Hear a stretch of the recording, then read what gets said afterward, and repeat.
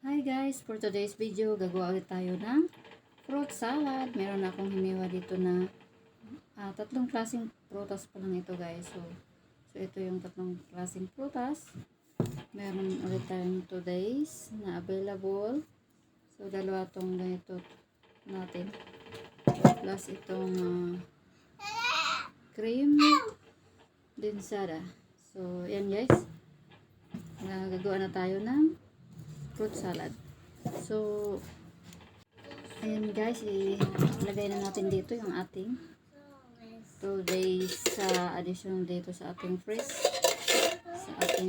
fruits. Ilagay na natin itong ating today's fruit salad. Sunod natin itong fresh fruits.